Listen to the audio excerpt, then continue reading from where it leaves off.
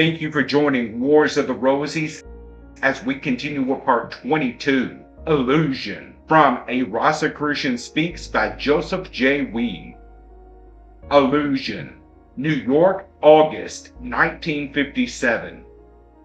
Every esoteric student should know something about illusion. He should learn what it is not, and he should try to understand what illusion is and how to clear his way through it to truth. The word illusion is often misunderstood to signify a lack of knowledge or unsettled opinions, or even glamour, which is emotional in nature. It is sometimes used to indicate misunderstanding or psychic bewilderment, but none of these are illusion in the esoteric sense. Actually, illusion is strictly a mental problem. It is generated by 1. Wrong perception of an idea or thought, 2. Wrong interpretation of an idea, or 3. Wrong appropriation of an idea. Let us examine these causes of illusion in order. 1. Wrong perception. Every thinking being is constantly in contact with thought forms of all kinds, and this mental atmosphere in which we dwell is the greatest cause of illusion. Most of these thought forms are of man's making, some new, some old, and some even very ancient. It was an ancient and powerful thought form, for example, which Hitler employed to dominate the German people. This was the old and long discarded thought form of the master race, which he used like a lever to control the sentimental and easily led Germans. Yet we know now there is no such thing as a master race or a master people. Such then is one form of illusion. All of us are constantly creating thought forms and picking them up from each other. You can well understand, therefore, that very few of these thought forms even approach true actuality. The best of the thoughts held by the average human have only a small element of truth in them, and many are completely false. But fortunately for us, there are among them clear and concise thought forms created by hierarchy for our benefit, which accurately picture the truth of things. Fortunate indeed is he who makes contact with these higher thought forms and guides his life by them, for he is then, to a degree, freeing himself from illusion. Another area of wrong perception occurs when the ideas given by hierarchy are clothed with emotion and become ideals.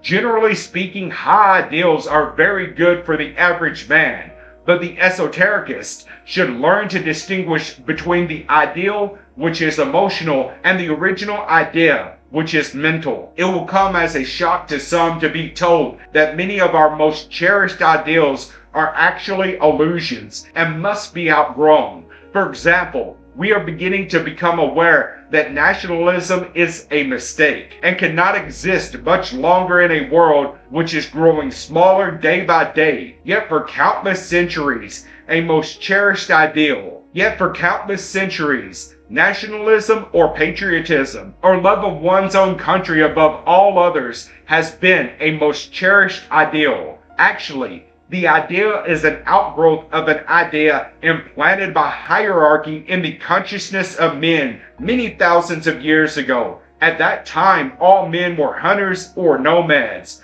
living in tribes or small groups, which wandered from place to place in search of game and other food. Seeing the need for leisure, which could only be obtained through living together in large groups and staying in one place, hierarchy released into the minds of men the idea that to stay in one place, the place of one's birth, was good and desirable. This led to the tilling of the soil, and the agrarian peoples came into being with their greater leisure and the beginnings of culture. But the idea soon became surrounded by emotion and emerged as the ideal, love of country, which eventually grew into nationalism. The cure for this type of illusion is a training in discrimination. One must learn to distinguish an idea from an ideal, to know what is constructive and what destructive, to separate the old from the new. 2. Wrong interpretation. This occurs when the perception of an idea or truth may be correct, but then be distorted in its expression later because of an inadequacy in the mental or emotional equipment. The cure here is to develop humility and act with care and caution.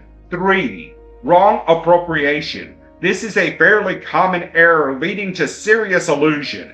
It occurs when a man makes contact with an idea or truth and then mistakenly looks upon it as his own creation. Led on by pride of ownership, he then gives it undue importance and attention because he regards it as his. He builds his life around it and expects others to regard it as belonging to and originating with him. He forgets that no one idea belongs to anyone, but that all ideas are universal and belong to all. In these days of selfish materialism, only the greatest souls are capable of maintaining the proper attitude with the ideas they are privileged to contact. The cure for this illusion is the cultivation of unselfishness and impersonality. We must realize, therefore, that over the thousands of years since thinking man first began to make contact with truth, a vast number of ideas have accumulated and have developed into ideals and thought forms. These thought forms are contacted by succeeding generations of men who reach out to them and make them their own,